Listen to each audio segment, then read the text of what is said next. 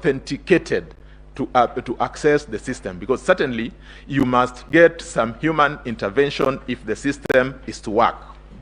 To this extent, we'll then invite you to look at the affidavit of Hilda Kavonga.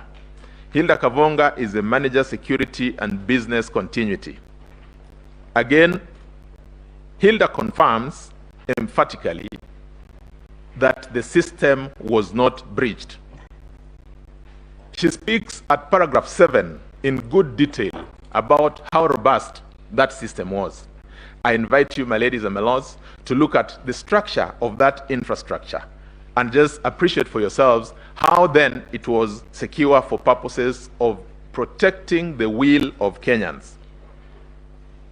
At paragraph 12, she even goes on to give security assurance through certification from the National Institute of Standards and Technology. Now, we look at this in relation to the allegations that have been made. There's an allegation about staging.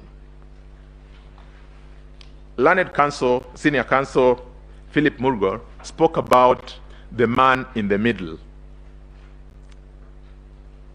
The indication or the allegation appears to be that somebody intercepted the system or broke into this system, downloaded this form, altered this form, uploaded it again, and sent it or transmitted it to the National Tallying Center. Like I said, when eventually we have an opportunity to look at the details that we have submitted, including the KIMS returns, it will be apparent that there was no such intrusion. But assuming for one moment that we want to interrogate this fact of staging, we then would want to ask ourselves, at what point in time did this happen? Because according to the infrastructure that is laid out by the IEBC, once a form is transmitted from the polling station and it gets to the public portal, it also has certain inbuilt security components. It has a digital signature. That digital signature marks an indication as to the exact time when that form was transmitted. If there's intervention, then certainly there must be a lag between the time when that form was transmitted and the time the form got to the National Tallying Center. It is our submission that nothing has been presented before this court to even come close to making that suggestion. Again, as part of the security that is in the portal, each of the forms that get there are serialized.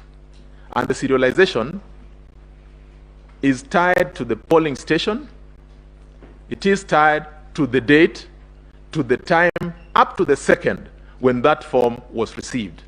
It then, as an additional property, gives you a tab to be able to confirm or verify whether there's been any alteration on the form from the time it was transmitted. One would then very easily pick up that as a concern to say, we refer you to, again using my primary school in Member Primary School, that the form 34A that was sent from Member Primary School was intercepted, manipulated at this point in time. That is a report that the portal would be able to generate. Again, not a single piece of evidence has been given to come close to suggesting this. I've pondered since the submissions and presentations yesterday from our learned friends appearing for the petitioners as to what really this evidence is. I have, in the course of struggling to look for this evidence, come across three possible areas they'll be talking about. In the affidavit of one John Mark Gidongo, they make reference to a form 34A from Baringo County, Tiaty constituency. They then say that that is an example of a form that was intercepted. Michael Ouma, in his affidavit,